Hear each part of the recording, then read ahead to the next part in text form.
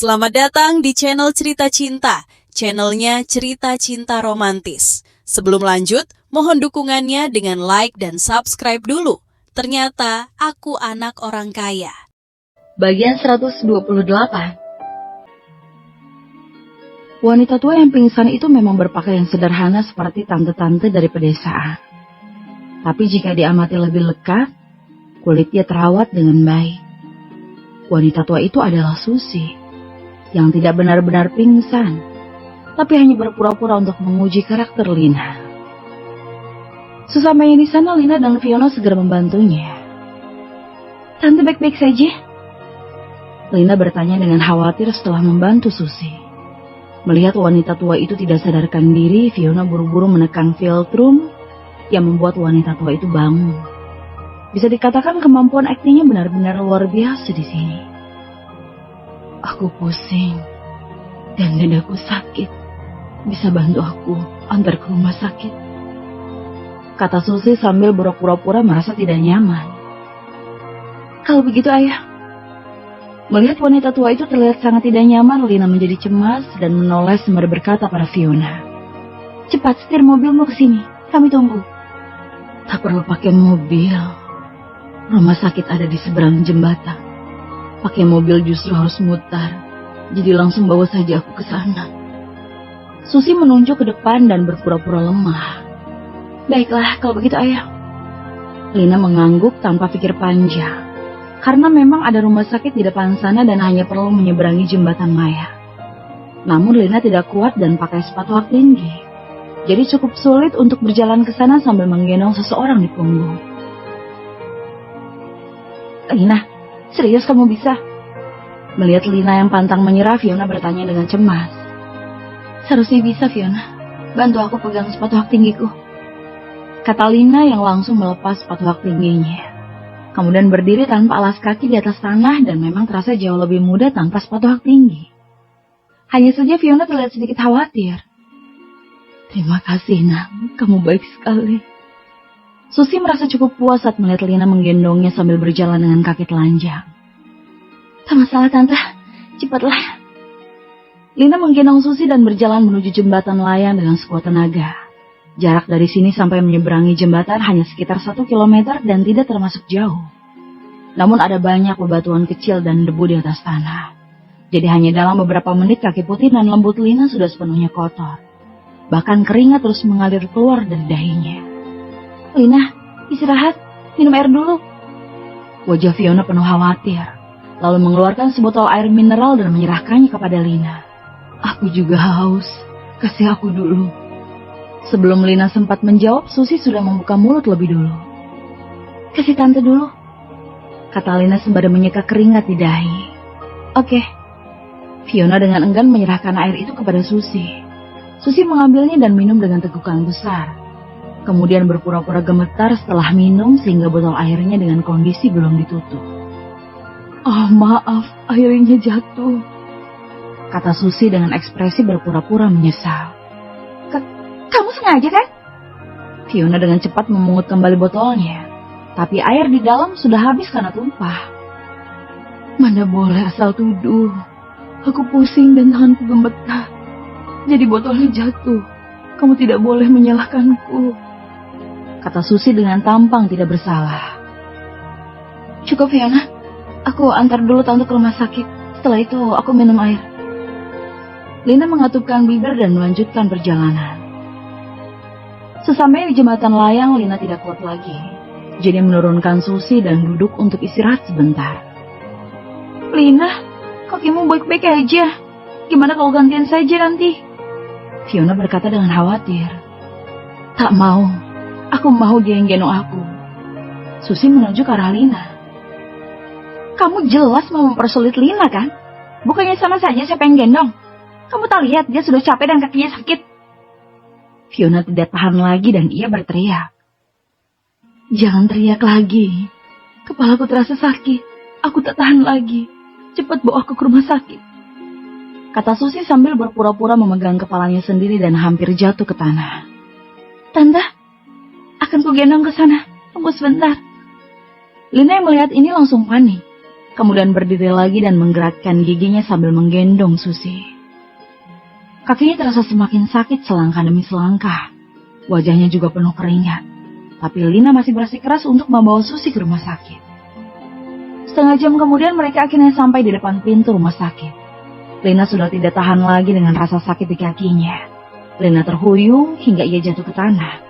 Tapi karena tangannya yang lebih awal menghantam tanah, jadi gelang giok berwarna ungu di pergelangan tangan kirinya langsung retak. Fiona bergegas maju untuk membantu mereka berdua. Sedangkan Lina yang melihat gelang giok ungu dari Erwin terbelah menjadi dua merasa sangat sedih. Wah nak, maafkan aku. Gelangmu jadi rusak karena aku. Aku bersedia mengganti rugi dan jamin akan lebih bagus dari itu. Susi tidak menyangka akan kecelakaan ini. Dan bahkan menghancurkan gelang giok ungu milik Lina. Jadi dia merasa bersalah. Terus apa setelah diganti rugi? Itu hadiah dari pacarnya. Memangnya beli yang baru bisa mengandung arti yang sama? Fiona langsung memarahi karena merasa tante ini jelas hanya ingin mempersulit dan merugikan Lina. Lina menempuh perjalanan yang jauh dengan kaki telanjang, tapi tidak diizinkan untuk bergantian. Jelas ini sudah keterlaluan. Gak apa-apa, ini tidak terlalu mahal juga tante. Kita sudah sampai di rumah sakit. Gimana kalau sekalian aku temani jumpa dokter? Lina bangkit dari tanah dan dengan hati-hati menyimpan gelang gioknya yang rusak dalam tas. Tak perlu. Kepalaku sudah sembuh dan dadaku tak sakit lagi. Terima kasih banyak gadis kecil. Susi tiba-tiba berdiri dan terlihat sangat bersemangat. Benar-benar berbeda dengan sebelumnya yang sakit-sakitan. Tante yakin? Lina bertanya lagi dengan khawatir. Iya, aku baik-baik saja. Kamu baik sekali. Aku percaya kamu akan mendapatkan karma baik juga. Aku pulang dulu. Lain kali akan kutraktir makan. Susi berjalan pergi setelah mengatakan itu. Apa-apaan dia? Jelas cuma mau menyusahkan kamu. Kamu terlalu baik dan lihat sekarang. Bahkan gelangmu yang jadi korban. Sungguh sial sekali. Kakimu gimana? Masih sakit? Fiona berkata dengan khawatir. Kulitnya terkelupas. Lina menyeka keringat di dahi dan berkata sembari menahan rasa sakit. Baguslah kalau tante itu baik-baik saja. Untuk apa mempermasalahkan hal sepele? Baiklah, baik. Tunggu di sini. Biar aku jemput pakai mobil nanti. Fiona membantu Lina duduk di depan pintu masuk rumah sakit. Lalu pergi setelah mengatakan beberapa kata lagi. Susi baru pulang ke Villa Mahkota setelah larut malam. Ibu, kemana saja sepanjang hari ini? Melihat Susi akhirnya pulang, Erwin bertanya tanpa sadar. Menyelidiki seseorang. Ngomong-ngomong aku akan pergi besok pagi. Susi langsung berhenti berbicara tanpa memberitahu secara detail. Secepat itu? Kita ketemu Lina dulu. Kujamin ibu akan suka. Gimana kalau malam ini? Kita makan malam di luar. Erwin berkata dengan cemas. Tak perlu. Bertemu atau tidaknya dengan seorang gadis kecil keluarga kelas 3 itu tidak membawa banyak pengaruh. Tapi bisa dilihat kalau dia sangat menyukaimu. Tenang saja. Aku akan memberinya kompensasi yang layak dan sebuah kesempatan. Jadi semuanya tergantung apa dia bisa memanfaatkan kesempatan itu sebaik mungkin. Susi berkata dengan penuh arti. Maksudnya kesempatan apa? Erwin tertegun. Kamu akan tahu sendiri. Aku mau mandi dan tidur dulu. Besok pagi aku sudah harus berangkat. Kata Susi sambil naik ke lantai atas. Erwin menghela nafas karena tidak tahu apa maksud dari kata-kata ibunya. Tapi langsung tahu setelah Susi meninggalkan kota Bandung. Karena Lina menerima hadiah yang serius. Yaitu sebuah surat pekerjaan mengenai penunjukan Lina sebagai manajer proyek Green Group di kota Santa. Dengan gaji tahunan sebesar 2 miliar. Ditambah 5% kepemilikan saham dan sebuah gelang giok langka. Apa ini? Mary kebingungan. Begitu tahu putrinya dipekerjakan sebagai manajer proyek sebuah perusahaan besar dengan nilai pasar sebesar 200 triliun di kota Santa. Bahkan Lukas yang juga kebingungan tentang hal ini. Green Group ini perusahaan yang luar biasa besar di kota Santa. Kenapa tiba-tiba menunjuk Lina yang tak punya pengalaman proyek sebagai manajer proyek? Terlebih lagi dengan tawaran gaji sebesar itu. Dan 5% saham. Lukas sudah berpikir keras, tapi masih tidak menemukan jawabannya. Ayah, apa mungkin surat kerja itu palsu? Lina mengambil surat kerja tersebut dan membacanya berulang kali. Dia bahkan berharap surat kerja tersebut palsu. karena tidak ingin pisah dan tinggal di kota yang berbeda dengan Erwin. Seharusnya bukan palsu. Gelang giok ini sudah jelas asli. Lukas mengambil gelang giok yang disertakan dengan kotak kado. Gelang ini pasti sangat mahal. Mata Mary berbinar begitu melihat ini, dan dengan cepat merebutnya dari tangan Lukas untuk dipakai sendiri. Bu, jangan dipakai. Gimana kalau harus dikembalikan nanti? Lina buru-buru merebut kembali dan menaruhnya di tempat. Kenapa harus dikembalikan? Gaji tahunan 2 miliar ditambah 5% saham. 5% saham dari perusahaan 200 triliun seperti itu setidaknya juga 10 triliun. Mana mungkin tidak diterima? Putriku sebentar lagi akan punya kekayaan sebanyak itu. Jelas aku bisa membangga-banggakan kamu di depan orang-orang. Pemikiran pertama Mary hanya ingin memamerkan hal ini pada orang lain nanti. Sudah di situasi seperti ini, ibu hanya berpikir untuk pamer. Lina hampir menangis dan memutuskan untuk mendengar pendapat dari Erwin yang mungkin bisa membantu. Kedua orang tuanya ini tidak bisa diandalkan sama sekali. Begitu menghindari orang tuanya, Lina masuk ke kamarnya sendiri dan menelpon Erwin. Erwin juga kaget setelah menerima telepon dari Lina. Kemudian tiba-tiba teringat dengan kata-kata ibunya tentang kompensasi dan kesempatan untuk Lina sebelum pergi. Apa mungkin membiarkan Lina menjadi manajer proyek Green Group merupakan kesempatan? Sedangkan 5% saham itu adalah kompensasi yang dimaksud ibunya. Memikirkan hal ini, Erwin buru-buru pergi ke rumah Lina. Begitu tiba, Erwin langsung ditarik ke dalam rumah oleh Lina dan tidak lupa untuk menunjukkan surat kerja tersebut. Erwin, aku harus terima atau tolak? Lina sangat ragu. Dia tidak ingin pisah dengan Erwin.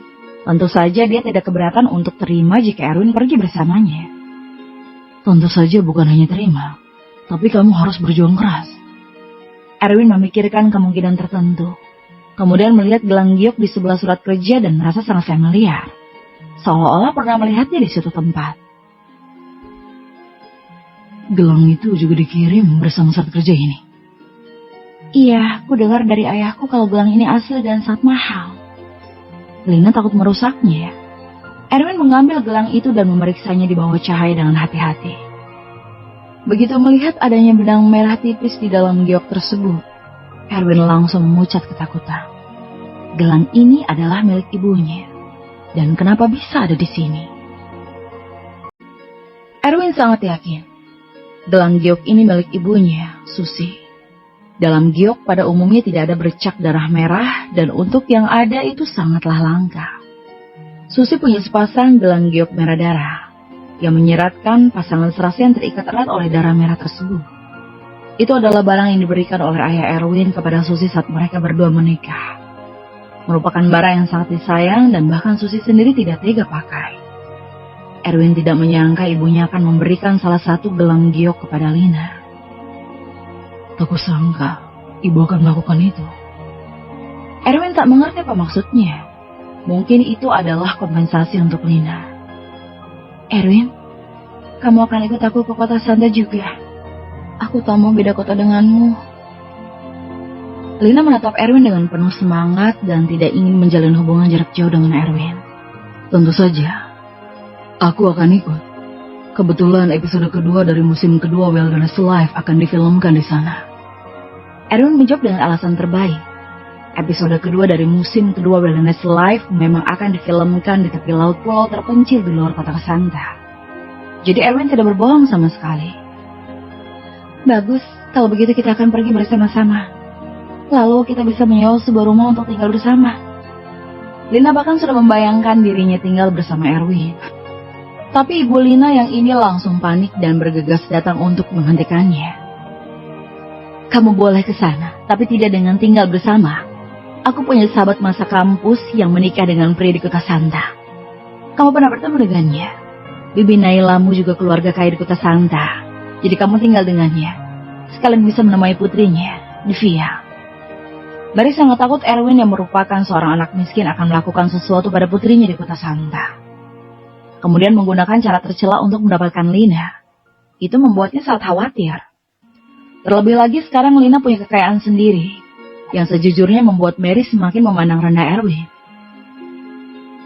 Erwin, bukan karena tante meremehkanmu, tapi kamu harus bekerja keras dan jangan terlalu fokus pada putriku. Lina kami sekarang punya kekayaan sebesar 10 triliun rupiah. Aku tidak akan setuju kamu menikahi Lina sebelum punya kekayaan lebih dari itu. Jangan khawatir Tante, aku akan bekerja keras. Erwin tersenyum tipis. Jangankan puluhan triliun, bahkan ratusan triliun sekalipun bukan masalah besar bagi Erwin. Erwin sama sekali tidak khawatir, tapi Lina justru cemas. Kalau ibu masih membicarakan hal seperti itu, aku tidak jadi ke kota Santa. Oke, ibu akan diam dan menemanimu di kota Santa. Erwin tak boleh mengantarmu ke sana. Siapa tahu apa yang akan dilakukannya kalau berdua denganmu sendirian. Mary sangat marah dengan Erwin sekarang. Takut anak miskin ini mendambakan kekayaan putrinya. Tapi begitu dia selesai berbicara, Lukas yang ada di sebelahnya tidak tahan lagi. Bukannya kamu bilang tidak akan ikut campur dengan urusan mereka berdua lagi? Kenapa sekarang mau urus sampai sejauh ini? Kamu pikir punya 10 triliun itu sudah luar biasa? Lukas merasa malu dengan sikap istrinya yang tidak punya pandangan luar dalam menilai seseorang. Lukas kemudian menghampiri Erwin dengan ekspresi menyanjung dan meminta maaf. Erwin, jangan masukkan kata-kata Ibu Lina ke dalam hati. Pacaran anak zaman sekarang sudah berbeda dengan generasi kami. Lakukan saja apa yang seharusnya dilakukan saat di kota Santa nanti. Paman mendukungmu. Erwin tertegun sejenak. Lukas ini benar-benar seorang ayah yang terbuka atau lebih tepatnya ayah yang cerdas. Dan pada akhirnya Erwin tidak pergi ke kota Santa di hari yang sama dengan Lina. Setelah mengucapkan selamat tinggal kepada Lina dan Mary, Erwin pergi ke kompleks perumahan biasa. Dia akan meninggalkan kota Bandung besok. Jadi sebelum berangkat, dia masih punya satu hal yang belum diselesaikan, yaitu mengunjungi Daniel, satu-satunya sahabat baiknya di kota Bandung beserta pacarnya, Agnes. Mereka berdua sudah berjuang keras untuk bertahan hidup di sini.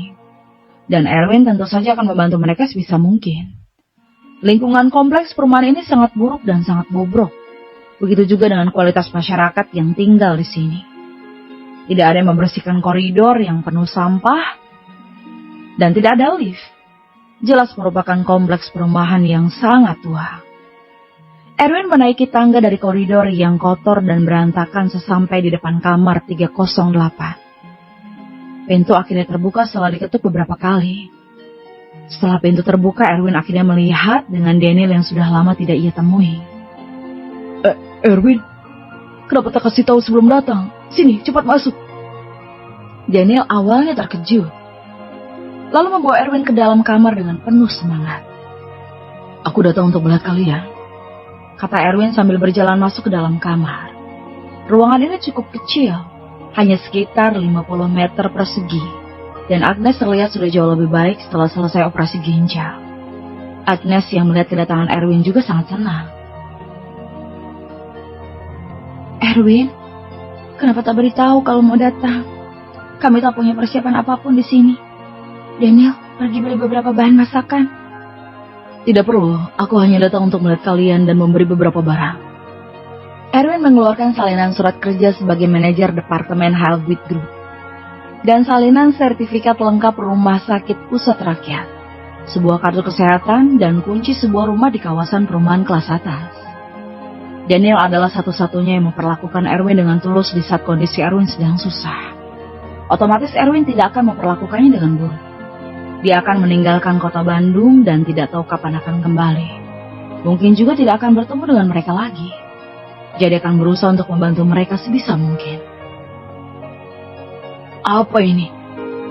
Daniel dan Agnes sama-sama memasang ekspresi bingung. Aku akan meninggalkan kota Bandung besok. Ini surat kerja manajer Departemen Halbwit Group dengan gaji tahunan sebesar 1 miliar. Ini kartu kesehatan gratis dari pusat rumah sakit rakyat. Jadi Agnes akan digratiskan semua biaya pembelian obat. Kemudian ini sebuah properti di distrik Jersey, di mana lingkungannya sangat bagus dan mungkin akan sangat membantu pemulihan penyakit Agnes. Erwin menyerahkan barang-barang itu kepada Daniel, yang terkejut sekaligus bingung. Bro, kamu sudah kaya raya. Daniel mengambil barang-barang itu dengan tidak percaya. Begitu juga dengan Agnes. Barang-barang ini bukanlah sesuatu yang bisa digapai oleh orang biasa. Aku dapat apresiasi dari Tuan Damon dari Halbwit Group. Jadi aku minta bantuannya. Erwin dengan santai mencari alasan. Kamu hebat juga ya. Tidak ada yang tidak mengenal Damon Brown di kota Bandung ini. Masa depanmu pasti akan sukses besar karena sudah dapat apresiasi darinya. Daniel merasa senang sekaligus berterima kasih pada Erwin. Dia juga menjadi percaya diri untuk menghadapi masa depan bersama Agnes. Ngomong-ngomong, setelah meninggalkan kota Bandung besok kamu akan pergi kemana? Bersama